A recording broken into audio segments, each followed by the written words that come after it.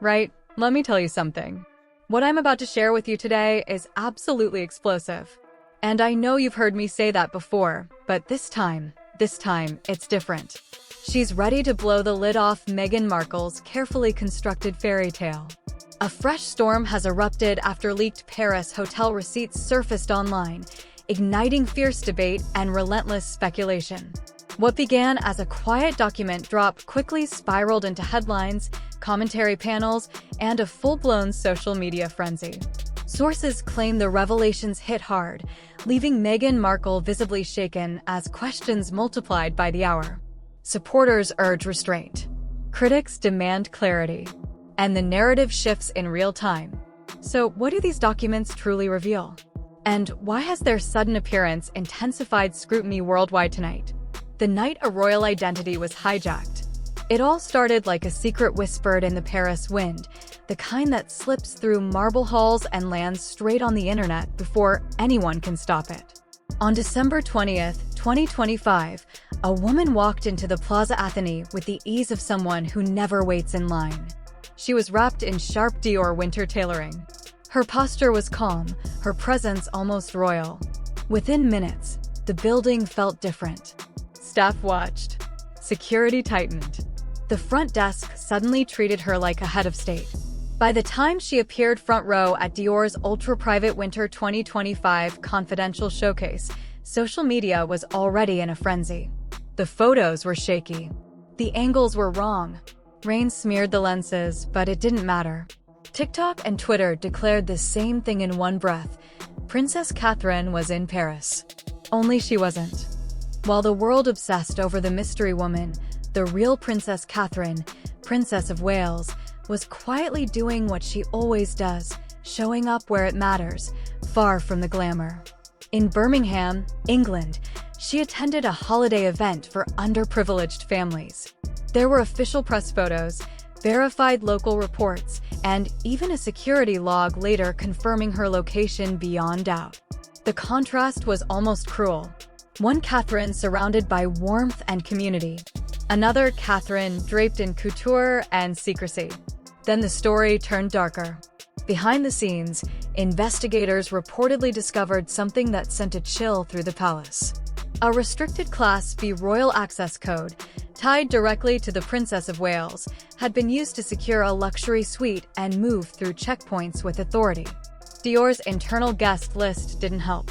It carried the name Catherine Elizabeth Windsor. Not a nickname. Not a fan edit. A formal name placed where it should never have been. Inside the event, staff reportedly froze when the woman removed her sunglasses. At first glance, she resembled Princess Catherine, elegant, composed. But the details didn't match. The makeup appeared heavier. The posing felt practiced. The camera awareness seemed too deliberate, like someone playing a role instead of living it. Then came the whispers no one wanted to say out loud. A private jet sighting at Van Nuys Airport in California on December 18th. A landing in Paris the next day. A stylist's post uploaded from inside Dior headquarters, then swiftly deleted, as if it had never existed. Even luxury insiders began hinting that this wasn't a misunderstanding. It was a move. By December 23rd, Buckingham Palace was no longer just watching. The pressure had mounted so high that Princess Anne reportedly urged King Charles III to authorize an internal audit of royal travel credentials. Prince William, furious but controlled, demanded facts before fire. And through it all, Princess Catherine carried on silent, steady, unshaken, while Paris wrestled with the question everyone feared. If someone could wear her identity so easily, what else could be taken next? Catherine faced a quiet betrayal within palace walls. Yet she remained composed. But what truly shook her? Was it the imitation, or the world's readiness to believe it?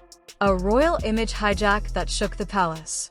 Behind palace walls, the real damage wasn't loud or dramatic. It was personal.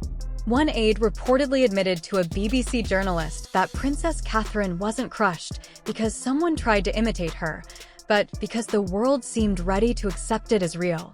That single detail transformed a strange fashion moment into something far darker, an identity hijack dressed in couture, aimed straight at the heart of the monarchy's most trusted face. While the public argued over photos and camera angles, the palace had already moved. On December 23rd, an internal review was quietly triggered, not as a media stunt, but as a serious security measure. This wasn't just about a seat at a Paris fashion show. It was about someone allegedly replicating royal styling codes with chilling precision, down to the lighting, posture, and the carefully practiced silent dignity Princess Catherine is known for. Then the internet did what it always does. On December 24th, a now-deleted Reddit thread exploded across social media. Its title read like a confession, and its tone like a warning. The anonymous poster claimed to have been part of the Paris project, describing luxury suite fittings, rehearsed Dior entrances, timed media cues, and a job that sounded less like PR and more like stagecraft. Their words spread like a match to gasoline. They weren't instructed to promote a brand, the poster claimed. They were told to create an aura of royalty. Screenshots ricocheted across X, TikTok, and royal gossip forums within hours. The tone online shifted from curiosity to outrage. People were no longer asking if it had been planned. They were asking who had helped. By December 25th, the fashion world reportedly snapped shut. Dior's legal team was said to have circulated a private notice barring Meghan Markle from future events, shows, and fittings. The move sent shockwaves through luxury circles, where silence is power and control is everything. On Boxing Day, Dior executives allegedly held a confidential Zoom call to contain the fallout. Insiders claimed that LVMH leadership was furious that Dior's elite image had been dragged into what was now being described as a royal identity scandal. Then came the detail that truly unsettled the palace. An access code, RPA119CW, reportedly traced back to a suspended royal associate, someone who had once worked near the Royal Digital Network during Prince Harry and Meghan Markle's final year as senior royals. Suddenly, whispers of sabotage no longer sounded like gossip. They sounded like a threat. In the middle of it all, a sealed red envelope reportedly landed in the hands of King Charles III, delivered by Princess Anne. Inside, according to sources, was a private letter written years earlier by Queen Elizabeth II, a warning about outsiders falsely adopting royal identity for personal gain, along with a directive calling for permanent expulsion from royal privileges in such cases. By December 27th, Kensington Palace was reportedly drafting a crisis strategy. Prince William demanded a full audit of security credentials, while Princess Catherine, calm in public, was said to be privately shaken by how easily the narrative had taken hold. Meanwhile, Meghan Markle remained silent, disappearing from public view for days. Fans and critics alike were left wondering what really happened behind the scenes. And how would this pause reshape the unfolding drama? Silence, Sapphire, and the royal counterstrike. While the world waited for Meghan Markle to respond, nothing came, no denial, no statement, no legal pushback. Even her Archewell platforms went unusually quiet between December 21st and December 29th. Yet in Hollywood's tightly guarded PR circles, silence only amplified speculation. One insider connected to a major streaming platform claimed that Meghan Markle had been in advanced discussions for a royalty-themed beauty campaign with a top luxury brand. Then came the Paris incident, and the deal was abruptly frozen. Executives reportedly cited ethical concerns. The insider's conclusion was blunt. She believed she could outmaneuver the monarchy, but instead found herself shut out by both worlds. While her camp remained locked down, Buckingham Palace moved with cold precision. On December 29th, a closed-door emergency meeting was reportedly held at Clarence House, led by Princess Anne. Around the table sat senior legal advisors from the Lord Chamberlain's office and two of King Charles III's most trusted aides. Officially, the discussion focused on unauthorized royal impersonation and the risks it posed to international diplomacy, royal hierarchy, and public trust. According to those familiar with the meeting, the atmosphere wasn't emotional. It was controlled. The monarchy was no longer reacting. It was preparing. Princess Anne reportedly argued for a response that would avoid public mudslinging or scandal. This would not be revenge, it would be restoration. And the most powerful weapon would not be a courtroom battle or a headline. It would be presence. That same afternoon, inside Adelaide Cottage near Windsor, Prince William and Princess Catherine met privately with their communications team, ready to shape the next move with calculated calm. The strategy was simple. Princess Catherine would say nothing. Her silence would be louder than any argument. Every appearance would be intentional. Every detail would carry meaning. On December 30th, the Wales family delivered their answer, without a single word. They appeared unexpectedly at St. Mary Magdalene Church near Sandringham, with Prince George and Princess Charlotte by their side. The crowd watched stunned. Princess Catherine stepped forward in a sapphire blue coat by Sarah Burton for Alexander McQueen, a refined, elevated nod to the now infamous Paris look, but transformed into something unmistakably authentic. Beneath her collar sat Queen Elizabeth II's diamond thistle brooch, a piece traditionally reserved for moments of strength. It wasn't decoration. It was a declaration. She wasn't reacting. She was reclaiming. Headlines across Europe followed instantly. Fashion editors needed no time to decode the message. The Daily Telegraph praised her poised return, while French newspapers framed it as a sharp rejection of imitation and borrowed glamour. No dramatic speech was required. Princess Catherine's calm presence became the palace's loudest answer, and the world watched what felt like a royal reset unfolding in real time. But behind closed doors, something far more serious was developing.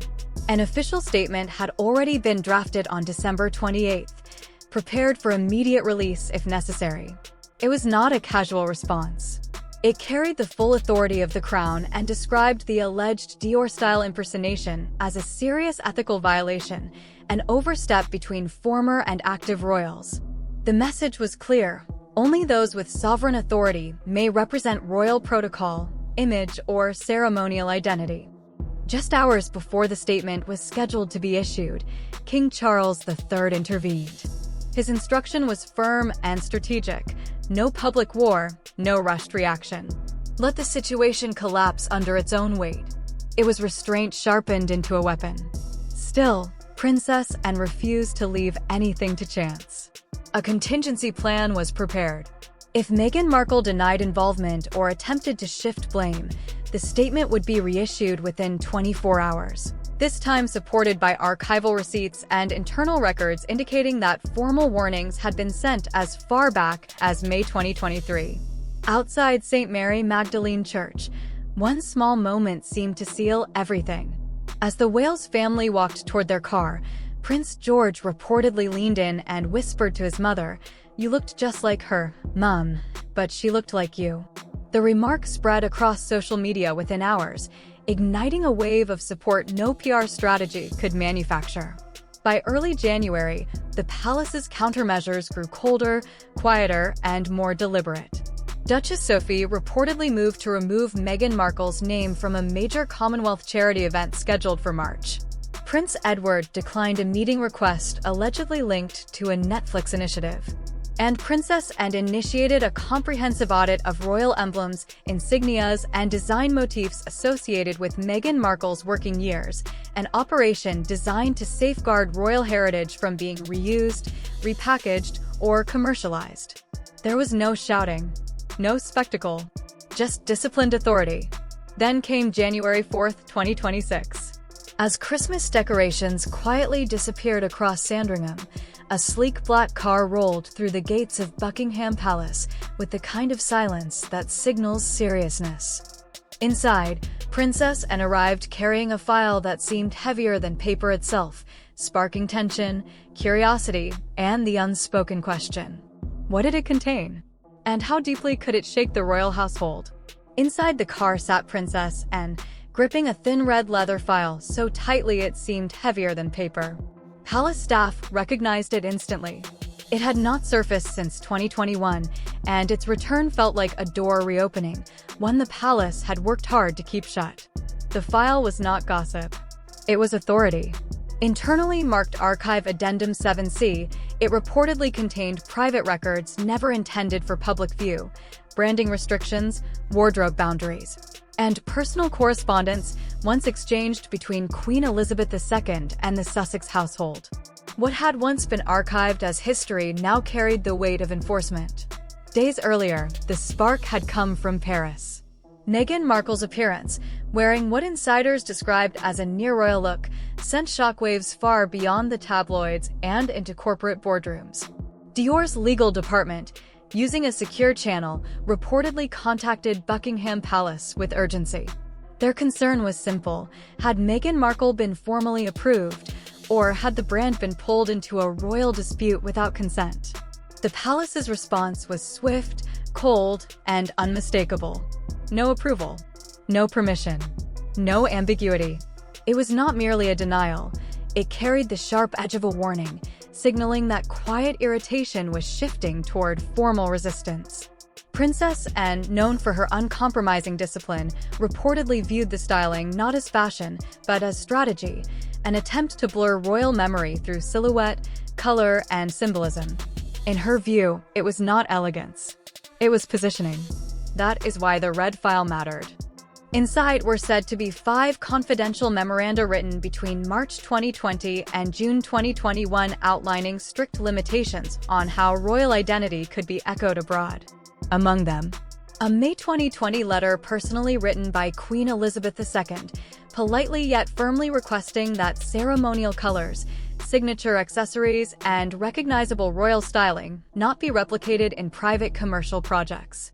A July 2020 legal memorandum warning that reproducing distinctive royal pieces, brooches, sashes, hats tied to sovereign events could cross ethical and protocol boundaries.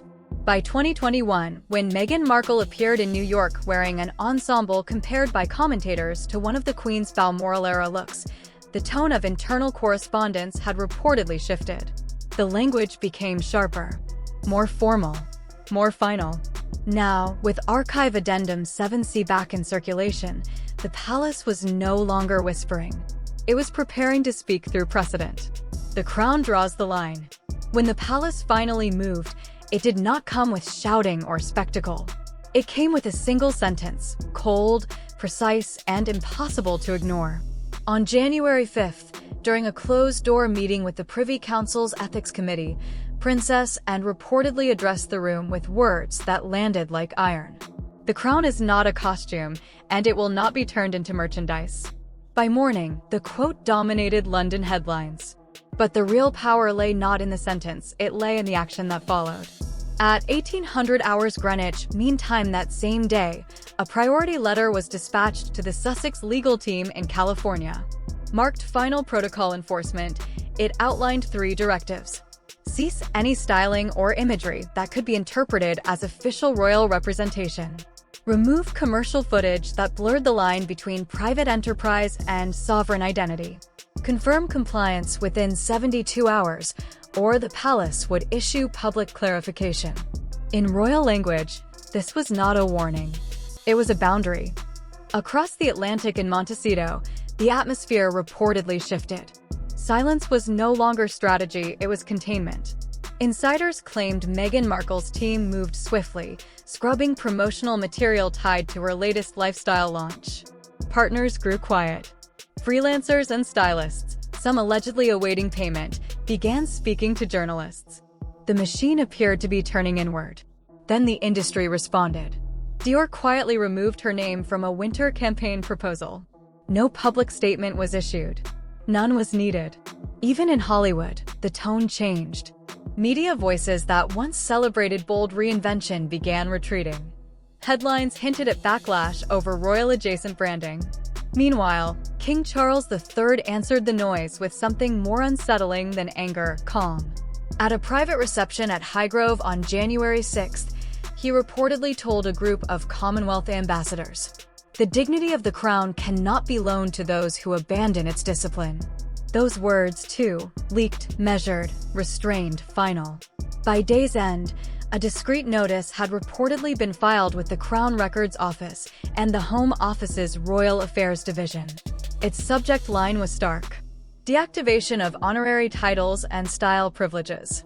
Behind palace doors, Princess and Princess Catherine were said to be overseeing a structured audit, cataloging instances of visual imitation, reviewing title usage, and enforcing an ethical legacy clause drafted years earlier. It was not revenge. It was reclamation. The day the palace drew a line in stone. At precisely 10 a.m. London time on January 7th, the palace press office released a statement so meticulously crafted it read less like news and more like a verdict. Every word was polished. Every phrase legally fortified. Beneath the formal language, the message was unmistakable. The Sussex chapter, as it had once existed within Britain's public royal framework, was closed. The Duke and Duchess of Sussex would no longer be publicly styled by their titles in official British communications.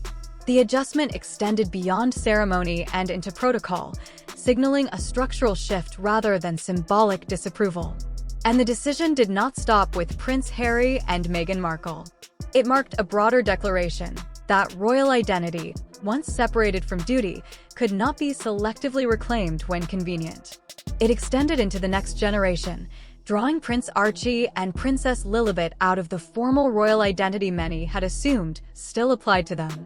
The palace framed the move as clarity and dignity, but the deeper message was unmistakable. The monarchy was no longer negotiating. It was decisive. What made this shift even more striking was how quickly the world adjusted. By that evening, official listings across major platforms began updating.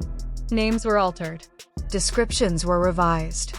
A quiet digital reset unfolded with coordinated precision. Even royal archives, institutions known for moving slowly, reflected changes that suggested permanence, not emotion, not reconsideration. Meghan Markle's camp responded swiftly with a statement emphasizing empowerment and pride. Yet the confidence appeared short-lived. Within hours, branding elements tied to royal-adjacent imagery began disappearing. The tone of defiance softened into silence, and that silence rippled outward into the business world. Media projects reportedly stalled. Fashion partnerships grew cautious. In elite circles, association became something reconsidered carefully. In Montecito, California, locals claimed Prince Harry was seen walking alone near Butterfly Beach later that day, dressed plainly, without entourage or visible ceremony. A solitary figure beneath the sun, while the institution he once represented quietly revised his place within its framework. Back in London, the mood was measured and firm. At a private gathering with senior aides and Commonwealth representatives, Prince William's remarks were described as carrying the authority of a future king. The line being drawn, sources said, was not exile, it was structure. And structure, this time, would prevail. Even Queen Camilla was reportedly heard praising Princess Catherine for her calm restraint, an unexpected but telling sign that the palace was not merely enduring the storm, it was consolidating unity. The crown appeared composed and aligned, closing a turbulent chapter with King Charles III's decisive move. Catherine rises as the Sussex brand falters. The crown had grown weary of reacting. For the first time in years, the House of Windsor appeared united not by crisis, but by controlled calm. When King Charles III formalized the revocation of Sussex styling on January 7th, the tone was not emotional. It was final. British tabloids hailed it as a reset. American media subtly shifted tone, reframing what once seemed glamorous rebellion into complicated controversy. At the center stood Princess Catherine, silent, steady, immovable. She did not defend herself publicly. She did not attack. She simply appeared. Her schedule filled with substance, visiting mental health clinics, supporting youth impacted by bullying, bereavement, domestic violence, and family breakdown. At a Women in Leadership forum at Kensington Hall, she spoke plainly. Legacy is not inherited. It's earned every day. The room reportedly erupted. No spectacle. No tiaras. Just presence. Across the Atlantic, the contrast was stark. Within Archwell, departures were said to begin quietly. Board members, a media strategist, and a senior philanthropy lead stepping aside. By January 10th, financial repercussions reportedly followed. A major U.S. retailer canceled a high-profile holiday partnership tied to Meghan Markle's home collection. A leaked memo allegedly warned that products implying royal affiliati, royal branding had shifted from asset to liability. Even Spotify, still marked by previous tensions, confirmed no Sussex projects were currently in development. On January 11th, Prince Harry went live on Instagram for 15 minutes under the title Family Truth, insisting that titles do not define character. The broadcast drew rapid attention before being flagged and removed. By sunrise, Kensington Palace issued a brief response. The Crown does not respond to threats. It protects the people. There was no explosion, no dramatic unraveling. The fairy tale did not collapse in spectacle. It simply closed. Support for Prince William and Princess Catherine surged. Across Britain, public sentiment appeared to shift from fascination with drama to appreciation for stability. A digital petition reportedly gathered over 120,000 signatures urging Parliament to incorporate what some called a Catherine principle into civic education, highlighting grace under pressure, quiet strength, and duty without applause. Outside Buckingham Palace, supporters placed white roses beneath a statue of Queen Elizabeth II, leaving handwritten notes expressing gratitude to Prince William and Princess Catherine for maintaining composure. Newspapers described Catherine as the steady flame of Windsor, while Princess Anne, Prince Edward, and Duchess Sophie were praised as disciplined pillars supporting the crown. The memorandum that sealed the chapter. On January 12th, King Charles III reportedly issued a memorandum to the Privy Council and the Foreign, Commonwealth and Development Office. It was framed not as retaliation, but as restoration. All styling protocols and funding connected to the Sussex line were retired indefinitely. One palace source later described it as the moment Charles fully stepped into kingship, not at coronation, but in restraint. By January 13, 2026, the sense of finality was unmistakable. No revival of titles. No bargaining. No ceremonial compromise. The most powerful images, however. In Montecito, Meghan Markle was photographed stepping into a black SUV, a binder in hand, alone beneath the sharp click of cameras. That same day in Sandringham, Princess Catherine stood beneath a winter sky with Prince George, Princess Charlotte, and Prince Louis beside a memorial tree planted for Queen Elizabeth II. Snow fell lightly as she placed her bare hand against the bark. The resulting photograph did not feel triumphant. It felt resolute. The monarchy did not shout. It spoke through remembrance, restraint, and a future queen waiting in patience. Titles were no longer tools. They were sacred once more. What do you think those leaked Paris hotel receipts truly signaled about Meghan Markle's turning point? And how does Prince Harry's reported reaction reshape the story?